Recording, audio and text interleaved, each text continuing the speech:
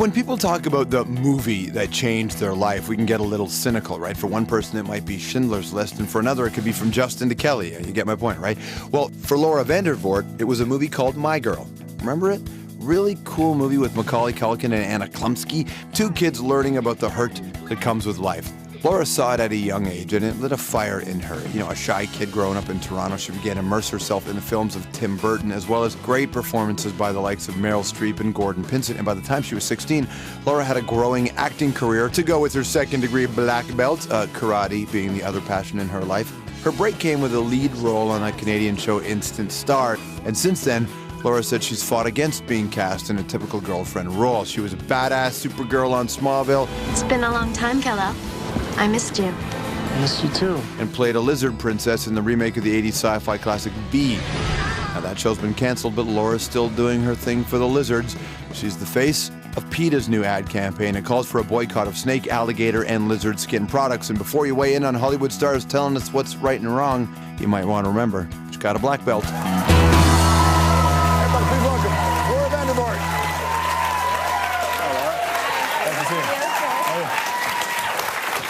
Welcome to the show. Thank you. It's nice to see you. Such a pleasure to meet you. Likewise. You're doing so well. Does it feel like it?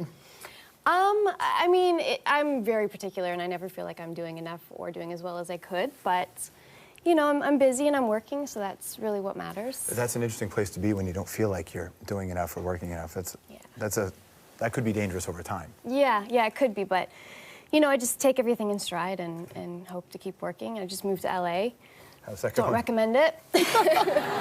But no, it's I'm a tough city to move to, but you moved there obviously because it's like a lot of Canadians. You have to move to work, right? Yeah, you sort of have to. But I come home as much as I can. This is where my family and friends are, but slowly transitioning. You know, you're making noise. You've had TV shows now, but the PETA thing, choosing to do the PETA thing is cool. What's interesting about her choice to be in this PETA campaign, which you saw in the bio, is most of the time PETA goes and solicits the person, but the story is you called PETA. I did. Yeah, I guess I'm an odd duck. Thanks. You know, I grew up around animals. My dad grew up on a farm. Animals have been very important to me. And I actually feel more comfortable with animals than I do with humans, which is probably not a good thing with what I do for a living. You know, in 40 or 50 years, when you're a total recluse, we're going to this is the clip they're going to play. I'll be a cat woman. That's right. Like, oh, that's right. She's just, you know, lives with cats. But what I liked about what you did was that the common criticism is that people only care about the fluffy ones. Yes. As a fan, as a fan who loves herpetology and loves snakes and lizards and all that, you chose to work with the ones that aren't the fluffy ones. Yeah, I mean, I contacted them. I had wanted to work with PETA for a long time, and you know, this made sense. I was playing a reptile on V, a lizard in waiting, yeah.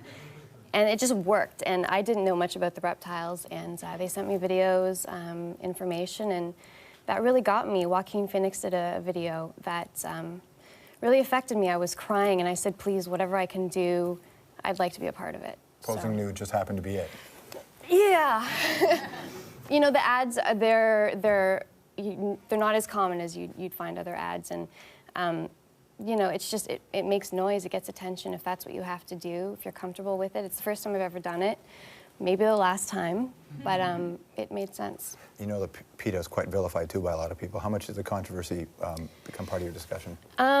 I knew that there would be controversy, and I knew that that's something I'd have to deal with. But like I said, I believe in it, and that's really all that matters. And the message is the important thing, not what the girl is doing in the ad. As you've had success and had a couple of TV series under your belt, and you moved to LA clearly because you know that it's a great place to audition and more work will come from it, in hopes, right? There is that idea of having to make choices to set up the next stage of your career. For a girl, it's harder in a lot of ways. You have to be a little more careful as a female in this industry and you have to be pickier with your choices. There's so many roles that you turn down because you just don't want to be typecast or seen in a certain light. What are ways you don't want to be seen? I mean, there's been a lot of roles where, you know, clothes are removed or the girl is dumb. I like to play heroic women who have independence and who are strong, Supergirl, that sort of thing, cops. Whatever I can do to kind of change the way people perceive me is generally what I like to do. There's a lot that comes in this business. You ever had mentors? You ever had mentors? Gordon Pinsent, actually, who's a relative of mine, is a great mentor. Well, then we got a question for you over here. Oh. Hello, Laura. It's me, Gordon. I won't take up much of your time with George. Hello, George. I was thinking, when I heard you were in town, I was thinking about a time when a small girl wrote me a letter telling me that she intended to enter the acting field. I wanted to know all about it. Asked me if I had advice, and if I did have advice, it was probably don't ever lose your true self. Always find your way home. And I was thinking, having a pretty good idea of how life goes in the sometimes unreal world that is Hollywood. I was wondering, now that you've moved there, how you've handled that, of returning to the reality that was and is Laura Vandervoort. Wow. Thank you. I haven't seen him in way too long. He's a beauty, isn't he? He's one of the most sincere, genuine, beautiful men I've ever met in my entire life. What about his question? How have you handled I'm just gonna it? avoid that. I'm still handling it. I mean, moving to LA in this industry is, you know, as we were talking about earlier, LA can be a very lonely place. And they want me to get rid of my accent. We have an accent. Don't know if you guys know, but they want me to get rid of it. Which is not unreasonable if you're playing an American. Of course, yeah. of course. But I mean, it's harder than you think, though, isn't it? It is. I just did a movie called Ted, and Seth MacFarlane was the director, and he's got a very keen ear. And he was very conscious of my Canadian accent. Cut. So. You said oot. Yep, oot, a boot, around. All right, so we'll talk about the accent. We'll go through that. We'll play a little game with Laura right after this. Oh, no.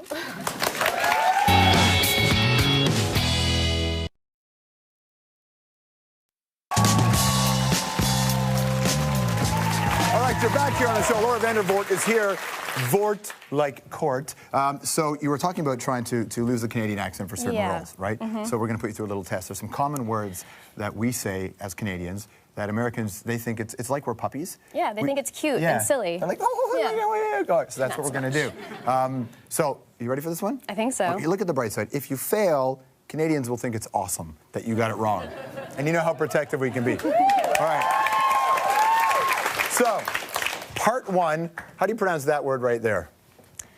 About. Say it again. About. About. Now say it as an American. About. About.